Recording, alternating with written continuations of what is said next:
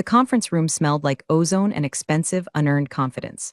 It was one of those fishbowl rooms, all glass and brushed aluminum, designed to make everyone inside feel exposed and everyone outside feel excluded. At the head of the table sat Chad. Chad was 25 years old. He wore a Patagonia fleece vest over a t-shirt that cost more than my first car, and he had the kind of teeth that looked like they'd been whitened by a nuclear blast. He was our new CTO. He had been on the job for 3 weeks, and in that time, his primary contribution had been replacing the breakroom coffee with a kombucha tap and referring to our mainframe, the iron beast that processed $2 billion a day, as tech debt. Patricia, Chad said, leaning back in his Herman Miller chair, spinning a pen that he probably didn't know how to refill. We need to talk about velocity. We need to talk about agility. You need to talk about the legacy anchor. He meant me. I was the anchor. I sat there, hands folded on the table, looking at him. I'm 61. I've been with this bank since before Chad was a gleam in his private equity father's eye. I wrote the batch processing scripts that handle the overnight settlements in 1989.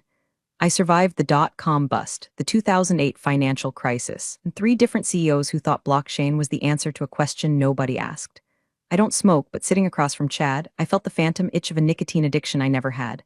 I wanted to blow smoke in his face just to see if he'd cough up his avocado toast. Go on, Chad, I said. My voice was calm. It's the voice I use when a server rack overheats. Tell me about the anchor. Look, Pat, he said. He called me Pat. Nobody calls me Pat. You're a legend, seriously. The work you did on the COBOL core, historic, but we're pivoting, we're going cloud native. Microservices, Kubernetes, we need builders, not maintainers, and frankly, your salary band? Well, it's heavy. We can hire 3 full-stack devs for what you're costing us. He smiled. It was a pity smile. The kind you give a dog right before you take it behind the shed. So, he continued, sliding a thick envelope across the table. Put together a transition package. It's generous, early retirement, honorary emeritus status. You get to walk away a hero. I looked at the envelope. I didn't reach for it. By the way, if you're enjoying watching a corporate dinosaur about to metaphorically bite the head off a raptor, go ahead and hit subscribe and maybe give this a like. It keeps the servers running and fuels my vindictive joy. Anyway, back to the execution. Chad, I said, ignoring the envelope. Do you know what runs on the Z-series mainframe in the basement? Old code, he scoffed. Spaghetti. That's why we're scrapping it. It's not just code, Chad. It's the clearinghouse interface. It's the Swift wire verifications. It's the biometric security protocol that adheres to the federal banking regulations regarding high-value transaction limits. You know, the laws that keep the SEC from turning this building into a crater. He waved a hand dismissively. We've got consultants for that. Deloitte is sending a squad on Monday. They'll scrape the logic, refactor it into Python, and we'll be live on AWS by Q3. I almost laughed. I really did. The sheer, unadulterated hubris was almost beautiful, like watching a drunk man try to juggle chainsaws. Deloitte. He thought a team of 22-year-old consultants who learned coding from YouTube tutorials could parse 30 years of assembly language and JCL scripting in a weekend. So, effective immediately? I asked. Effective immediately, Chad nodded. We need your badge and your laptop. Security will escort you out. Standard protocol, nothing personal. I stood up. My knees popped. A sound like a dry twig snapping in a dead forest. I smoothed out my skirt. I didn't look at the envelope. I reached into my purse and pulled out my ID badge, the chipped plastic card that had been my passport to the inner sanctum for 4 decades. I placed it on the table. Then I reached into my pocket and pulled out my RSA hardware token, the little fob with the changing numbers. I placed it next to the badge. Is that everything? Chad asked, eyeing my purse as if I might be stealing staplers. That's everything the company owns, I said. I didn't mention the other thing. The thing they couldn't take. The thing that wasn't in my purse, but in the ridges of my thumb and the unique pattern of my iris. The biometric hash stored in the deepest, darkest, read-only sector of the mainframe's security kernel. The hash that I had hard-coded into the system 10 years ago after a Russian botnet tried to brute force our admin accounts. The hash that required my physical presence to authorize any changes to the core settlement logic. Chad didn't know about it. Why would he? He'd never read the documentation. He probably thought documentation was a Netflix genre. Good luck, Chad, I said. You're going to need it. We make our own luck, he grinned, tapping his temple. Disrupt or die, right? Something like that, I said. I walked out of the conference room. I walked past the open plan office where the junior developers sat on beanbag chairs, wearing noise-canceling headphones, typing code that would likely break the moment it touched real data. I walked to the elevator. I didn't look back. The security guard, an old-timer named Miller, looked surprised to see me with a cardboard box. Everything okay, Miss Weller? Fine, Miller, I said. Just upgrading my operating system. I walked out into the Jersey sunshine. It was gray and industrial, smelling of exhaust and wet pavement. It smelled like freedom. I got into my 2014 Honda Accord. I didn't cry. I didn't scream. I adjusted the rearview mirror and checked my lipstick. Disrupt or die, I whispered to myself. I put the car in drive. I was going home to water my hydrangeas. And then I was going to wait, because I knew exactly how long it takes for a system to realize its heart has been ripped out. About 48 hours. Monday morning was going to be interesting. My garden is a lot like a mainframe, if you think about it. It requires structure, patience, and the ruthless elimination of bugs. Saturday morning, I was knee-deep in mulch, pruning the deadheads off my hydrangeas. The soil was cool and damp under my gloves. It was the first time in 20 years I hadn't spent a Saturday morning checking the server logs over coffee. Usually, my weekends were punctuated by the phantom buzzing of my phone, alerts, warnings, the heartbeat of the bank. Today, the phone sat on the patio table, silent. It was a silence that felt heavy, like the air before a thunderstorm. I made tea, Earl Grey hot, not the kombucha sludge Chad was pumping into the veins of my department. I sat on my porch and watched a squirrel trying to break into the bird feeder. I named him Chad. He was persistent, annoying, and ultimately destined to fail because I had engineered that feeder with the same paranoia I applied to the bank's firewall. Around noon, the first text came through. It was from Danny, a junior engineer I'd hired 2 years ago. Danny was a good kid. He actually knew what a pointer was, which put him in the top 1% of the new hires. Pat, are you really gone? The Bains are here, the Bains. That's what we called the external consultants. They weren't always from Bain. They were all the same. Shiny suits, expensive laptops, and a complete lack of understanding of how a bank actually moves money. They were the locusts of the corporate world. I took a sip of tea and didn't reply. I could picture it perfectly. The conference room would be filled with whiteboards covered in meaningless diagrams, circles and arrows, synergy written in red marker. They would be talking about decoupling the monolith. They would be looking at my code, millions of lines of COBOL, JCL, and 6 transaction definitions, and treating it like toxic waste. They didn't understand that the monolith wasn't just a pile of rocks. It was a load-bearing wall. By Sunday evening, the modernization had begun. I knew this because my phone buzzed again. Another text from Danny. They're bypassing the staging environment. Chad says we need to move fast. He gave them root access to the dev partition. They're running scripts I've never seen. I felt a cold spike in my chest. Root access to the dev partition without a staging sandbox. It was the digital equivalent of doing open-heart surgery with a chainsaw while riding a unicycle. I closed my eyes. I could see the system map in my head. It was a beautiful, complex web of dependencies. If you touched the customer master file, it rippled through to the loan servicing module. If you updated the loan module, it pinged the general ledger. And if the general ledger didn't get the handshake back within 0.05 seconds, it triggered the fraud lock. The fraud lock, that was the key. The fraud lock wasn't just a line of code. It was a biological gate. 10 years ago, after the Russian incident, the board had panicked. They wanted accountability. They wanted a human neck to choke if things went wrong. So, I gave them mine. I built a biometric authorization layer into the core update sequence for the settlement engine. To push a change to the production settlement logic, the code that actually moves the money out of the bank, you needed 2 things, a cryptographic key, which they had, and a biometric scan of the senior architect, which was currently pruning hydrangeas in New Jersey. They hadn't hit that wall yet. They were still playing in the shallow end, messing with the user interface, changing fonts, moving buttons. They thought they were swimming. They didn't realize they were paddling towards a waterfall. I went inside and cooked a risotto. Stirring rice is meditative. It requires constant attention, just like a batch process. You can't rush it. If you turn the heat up too high, you burn it. If you stop stirring, it glues together. Chad was the type of cook who would blast the heat, throw in the rice, and walk away to check his Instagram. Monday morning arrived with the grim inevitability of a kernel panic. I woke up at 6 a.m. out of habit.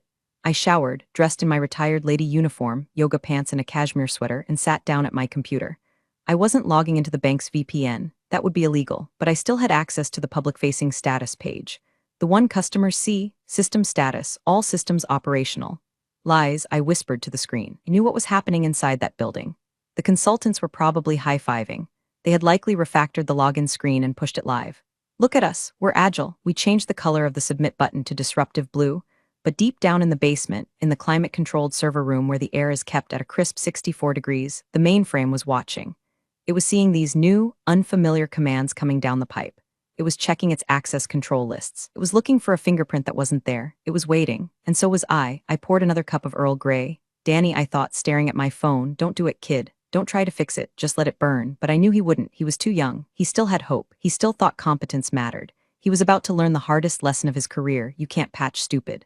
The cracks started showing on Tuesday. It wasn't a total collapse. Legacy systems don't usually explode all at once. They die by 1,000 cuts. It started with the audit logs. In banking, if you don't log a transaction, it didn't happen. And if it didn't happen but the money moved, that's not a bug, that's a felony.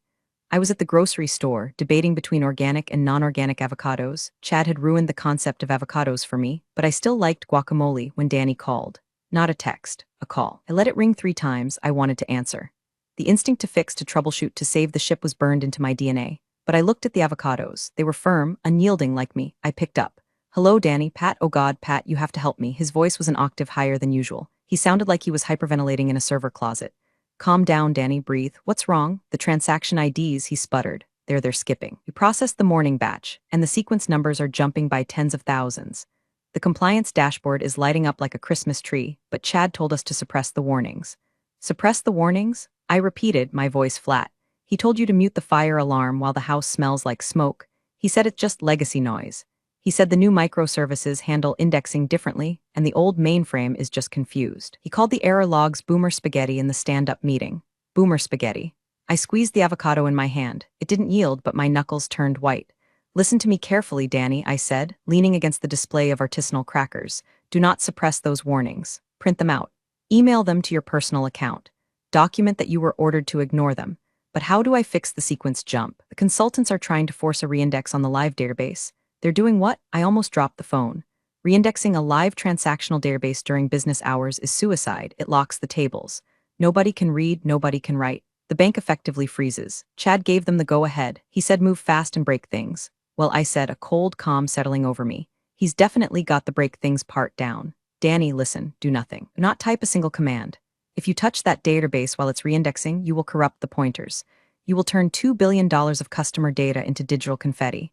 But the system is slowing down. The tellers are reporting latency. Let it slow down," I said. "Go to lunch, Danny. Take a long lunch, Pat, please. Just tell me the override code for the table lock." I know you know it. I did know it. It was a hexadecimal string I had memorized in 1997. 0x4A unlock override auth PW. It would release the tables, cancel the reindex, and restore sanity. "I can't help you, Danny," I said softly. "I'm retired. Remember, I'm an anchor. You don't want an anchor dragging you down." "Pat," I hung up. I stood there in the produce aisle, staring at the bananas. My heart was pounding. It went against everything I believed in to let a system fail. Spent my life keeping the lights on. I missed birthdays, anniversaries, and vacations to keep those lights on. But if I fixed it now, Chad would take the credit. He'd say his agile methodology solved the problem. He'd learn nothing. And next week, he'd do something worse. I put the avocado in my basket. By Wednesday, the small fires were becoming a blaze. Customers were tweeting. "At Bank East Coast, why is my app showing a balance of $0.00? At Bank East Coast, I can't transfer rent money. Fix your app." I sat on my couch, sipping wine, scrolling through Twitter. The bank's official account was replying with copy-pasted apologies. "We are experiencing intermittent technical difficulties as we upgrade our systems to serve you better.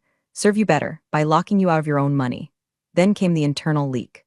Someone, probably Danny, posted a screenshot on an anonymous IT forum. It showed the CPU usage of the mainframe. It was pinned at 99%.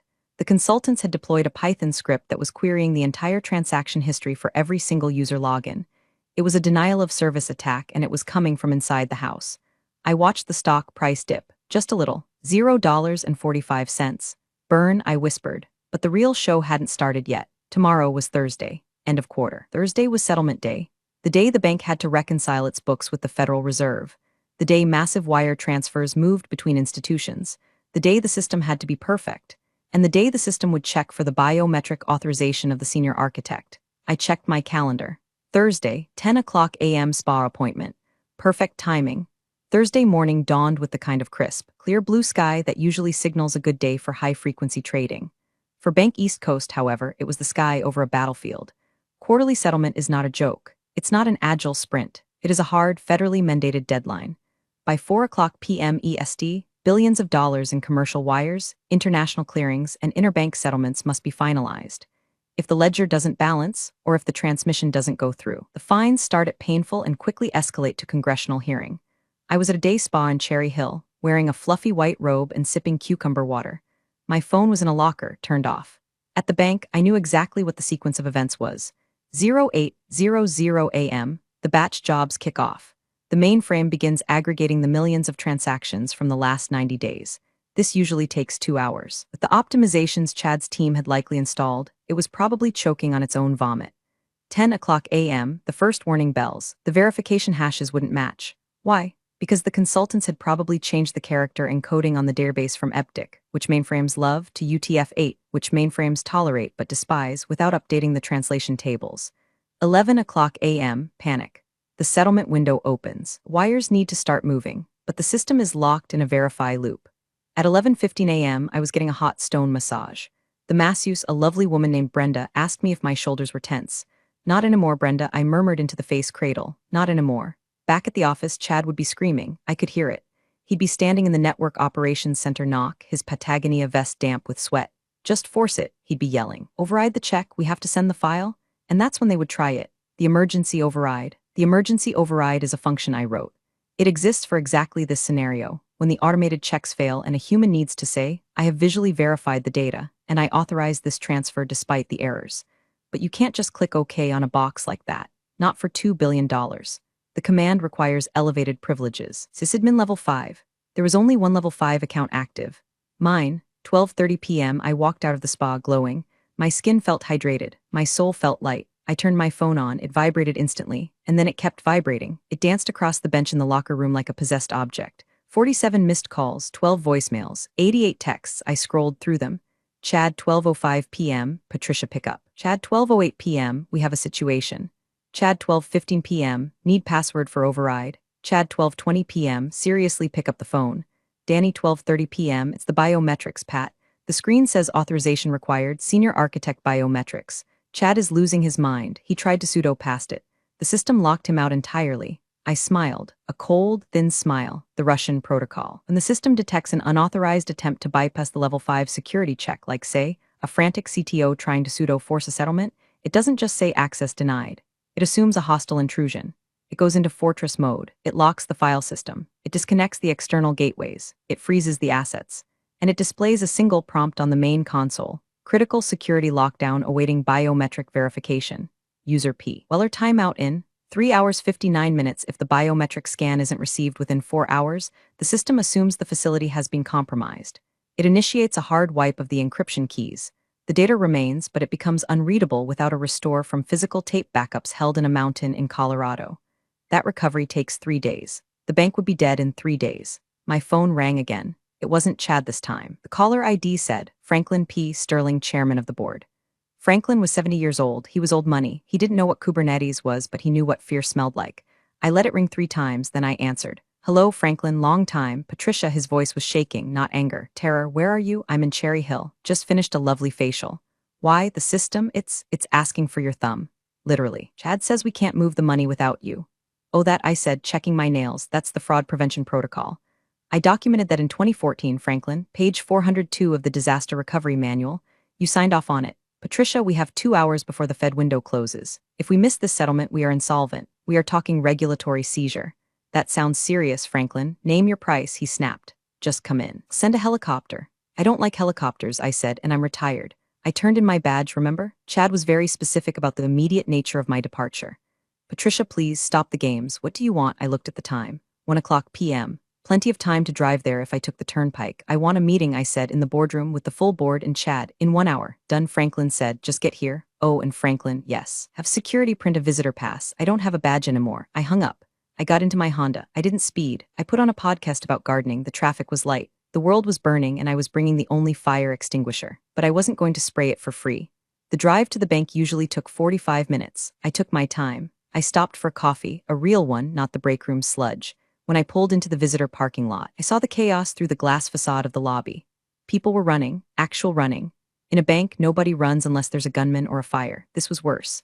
This was a liquidity crisis. I walked to the front desk. Miller, the security guard, was standing there, looking pale. He saw me and looked like he wanted to hug me. Miss Weller, thank God. They've been calling down here every 5 minutes asking if you've arrived. Hello, Miller, I said, handing him my driver's license. Visitor pass, please. He fumbled with the printer. They said to just send you up, protocol, Miller, I said gently. Visitor pass. I don't work here. He printed the sticker. It said Patricia Weller guest. I stuck it on my cashmere sweater right over my heart. The elevator ride to the 40th floor was silent. I watched the numbers tick up. 10, 20, 30. With each floor, the value of my obsolete knowledge compounded. By the time I hit 40, I was probably the most expensive consultant on the Eastern Seaboard. The elevator doors opened directly into the executive suite. The receptionist was gone. The double doors to the boardroom were open. I walked in. The room was a tableau of despair. The long mahogany table was littered with empty water bottles, half-eaten sandwiches, and laptops displaying red graphs. The entire board of directors was there. Franklin Sterling sat at the head, looking like he had aged 10 years since our phone call, and there was Chad. Chad was standing by the window, staring out at the city. His Patagonia vest was unzipped, his hair was messy. He turned when I walked in. His face was gray. The arrogance was gone, replaced by the hollow, haunted look of a man who realizes he has destroyed his own future. Patricia, Franklin said, standing up. Thank you for coming. I didn't sit down. I stood at the end of the table, a handbag over my arm. I didn't come to socialize, Franklin. I heard you had a technical issue. It's the biometric lock, Chad croaked. His voice was cracked. We tried to bypass it. We tried to restore from backup, but the latency? You can't restore from backup while the system is in fortress mode, I said, speaking to him like a teacher correcting a slow child. It encrypts the write heads. Did you not read the README emergency TXT file in the root directory? Chad looked down at his shoes. I didn't see it, of course you didn't. I turned to Franklin. You have about? I checked my watch. 90 minutes before the Fed window closes. If I don't authenticate by then, the encryption keys wipe. The bank goes dark. Monday morning, the FDIC is putting tape on the doors. We know, Franklin said. Fix it, please. I can fix it, I said. It will take me about 30 seconds to scan my thumb and retina. The system will recognize the senior architect, unlock the file system, and process the queue. The backlog will clear in about 20 minutes. Then do it, a board member shouted from the back. I can't, I said simply. The room went deadly silent. Why not? Franklin asked. Because the system requires the biometric authorization of an active employee with level 5 clearance, I lied. It didn't actually check employment status. The mainframe didn't talk to HR. They didn't know that. I am not an employee. You fired me. If I scan my hand now as a civilian, the system might interpret it as a spoofing attack and accelerate the wipe. Technically, that could happen if I hadn't calibrated the sensitivity. But mostly I was just twisting the knife. So we hire you back, Franklin said, right now. Reinstated, full salary. No, I said. Chad looked up. Pat, please, I'm sorry. Okay, I was wrong. The legacy stuff. It's harder than I thought. It's not legacy stuff, Chad. It's the foundation. You tried to build a penthouse on a foundation you were actively dynamiting. I reached into my bag. I didn't pull out a weapon, but the effect was the same.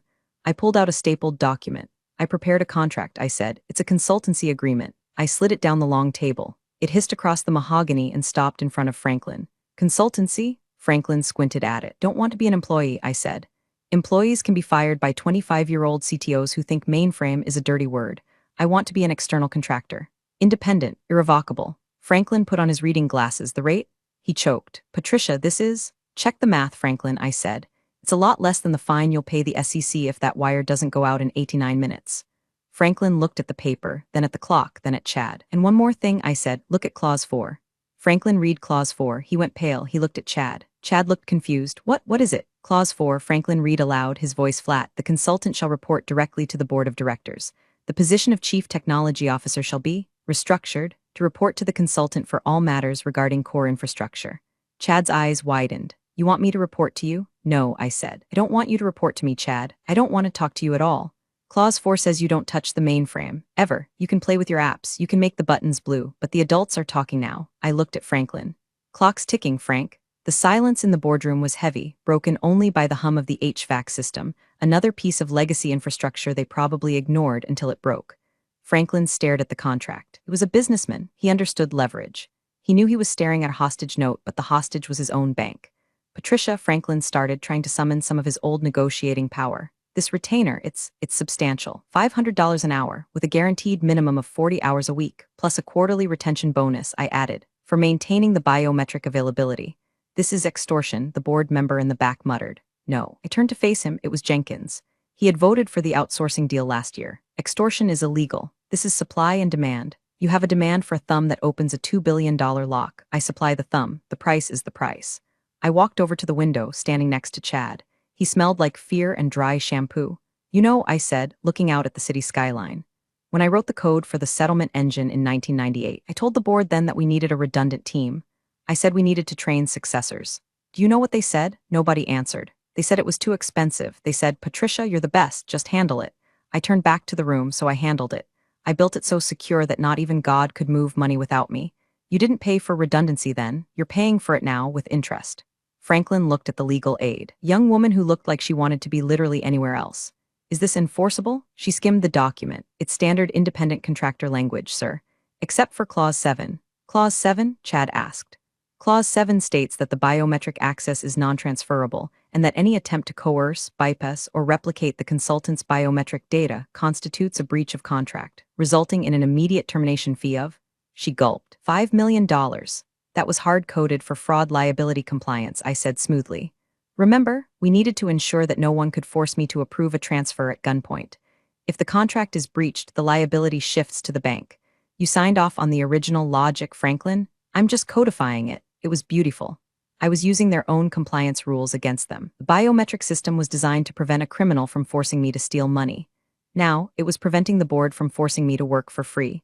Chad finally spoke up. He looked desperate.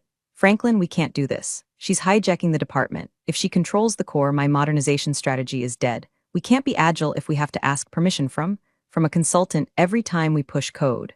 Franklin looked at Chad, and he looked at the red numbers on the screen projected on the wall. Time to settlement failure, 01-12-00. Chad, Franklin said quietly. Shut up. Chad's mouth snapped shut. Franklin picked up a Montblanc pen. If we sign this, you unlock the system immediately? Immediately, I said. And you train a successor? I will train a team, I corrected, properly. Not boot camp graduates. I'll hire real engineers who understand memory management and race conditions.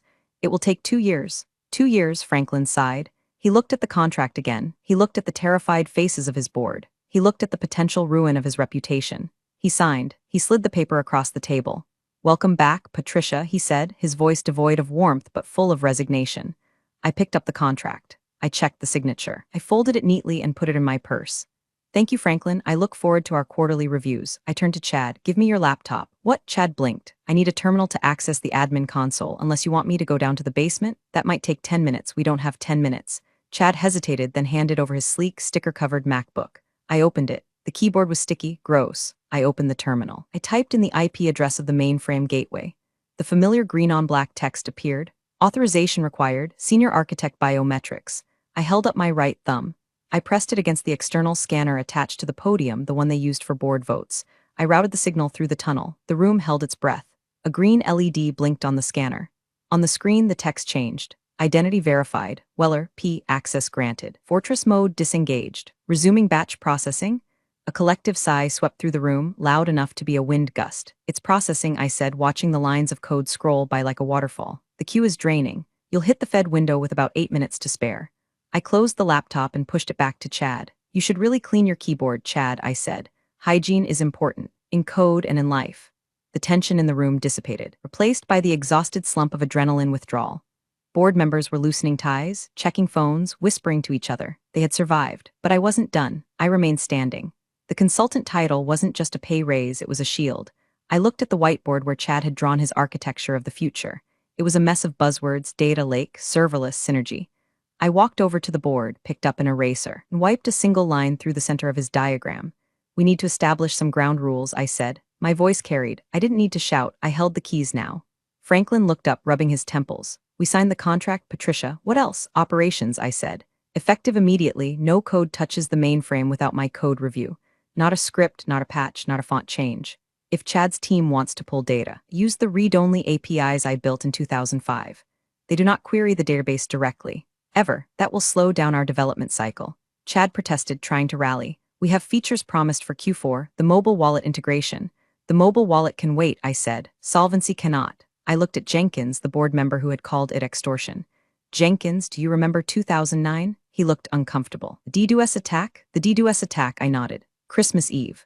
Russian hackers hit the firewall with 40 gigabits of traffic. The entire network was buckling. Everyone went home. Who stayed? Jenkins looked at the table. You did. I stayed for 36 hours, I said. I rewrote the packet filtering rules by hand in real time while the attack was happening. I routed the traffic into a black hole I built on the fly. I saved this bank $40 million in fraud that night. And do you know what I got? A bonus? Someone guessed. I got a mug, I said, a branded travel mug. It leaked. I let that hang in the air. I'm not doing this for mug anymore. This contract isn't just about money. It's about respect for the complexity of what keeps this place alive. You treat technology like it's a commodity, like you can buy it by the pound. It's not. It's a nervous system. You just tried to perform a lobotomy with a spoon. Franklin sighed. He looked at Chad, who was shrinking in his chair. Chad, Franklin said, you're off the infrastructure committee. What? Chad stood up. But I'm the CTO. Not for long, perhaps, Franklin muttered. Patricia is right. We came too close. You're reassigned to the customer experience division. Focus on the app colors. Leave the plumbing to Patricia. But sit down, Chad, Franklin barked. It was the first time I'd heard him raise his voice at the boy wonder. I felt a warm glow in my chest. It wasn't just victory, it was justice. It was for every engineer who had been told their work was obsolete by someone who couldn't parse a CSV file. I'll need an office, I said, not a cubicle, an office. With a door. Take the corner one, Franklin said. It was intended for the new vice president of innovation. We won't be hiring one. Good, I said. And I want my old team back. Danny, Sarah, and bring Miller up from security. He needs a raise, and I need someone at the door who knows my name. Fine, Franklin waved his hand. Whatever you want, just keep the green light on. I looked at the screen on the wall. The progress bar was at 98%. Settlement complete. Funds transferred, $2,140,500,000 and 0 cent status, balanced. Pleasure doing business with you, I said. I picked up my purse. I walked past Chad. He looked like he was about to cry. Don't worry, Chad, I whispered as I passed him. You can still scrunch, just not on my servers. I walked out of the boardroom. The air in the hallway felt different. It wasn't stale anymore. It felt like my air. I checked my phone, 3:45 p.m. I could still make it back to Cherry Hill for a late lunch. I had a sudden craving for a very expensive steak. The following Monday, the atmosphere at Bank East Coast had shifted. The move fast and break things posters had been taken down. In their place was a palpable sense of caution. I arrived at 9 a.m. I parked in the spot marked reserved, which used to belong to the VP of Innovation. When I walked onto the IT floor, the silence was instant. The junior developers usually had their heads bobbing to techno music, stopped typing. They looked at me with a mix of fear and awe. I wasn't just the old lady from the basement anymore. I was the one who had brought the board to its knees. Chad was nowhere to be seen. Rumor had it his office had been moved to the annex building, the one next to the parking garage where the HVAC is loud and the Wi-Fi is spotty. He was now the head of digital aesthetics. He was in charge of fonts. It was a fitting purgatory. I walked straight to the network operations center. Danny was there staring at a monitor. He looked like he hadn't slept in 3 days. Pat, he whispered when he saw me. Is it true you're back? I'm consulting, Danny, I said, putting my bag down on a desk. It pays better. And I don't have to attend HR seminars. He looked at me like I was a superhero. The system?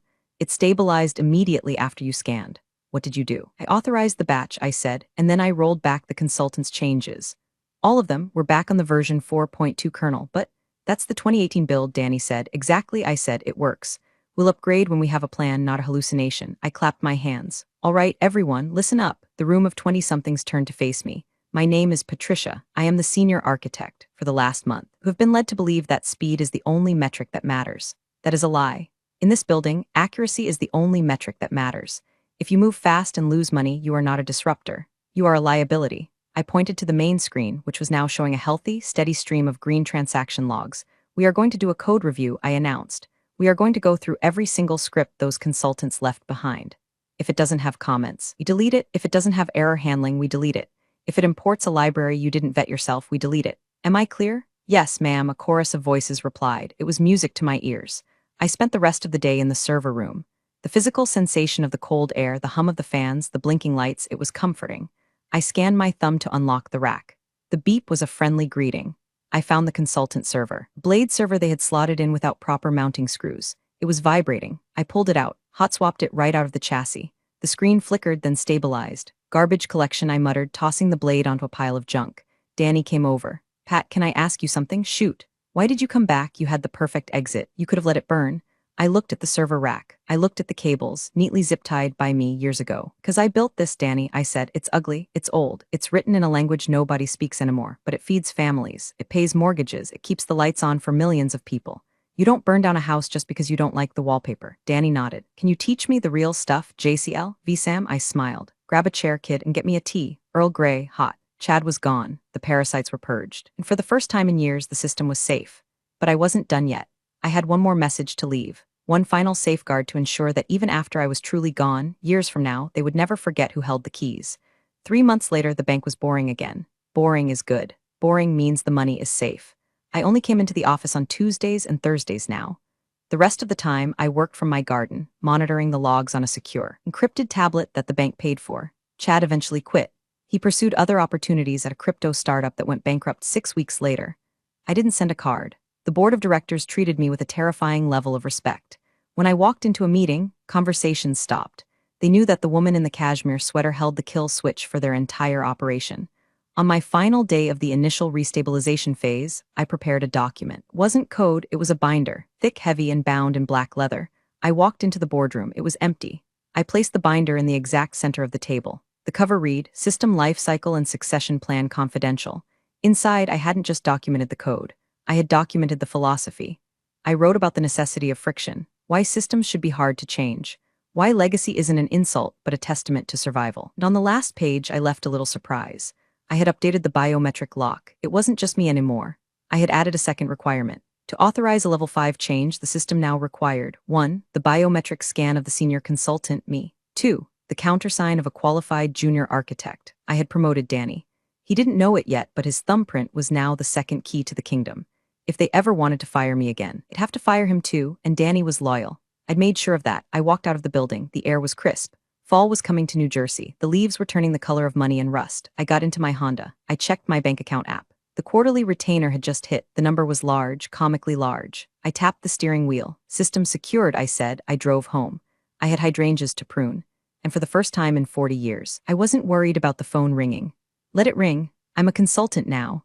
I charge for after-hours calls. And if they ever try to replace me with an AI or a blockchain or a Chad, well, good luck to them. I know where the off switch is.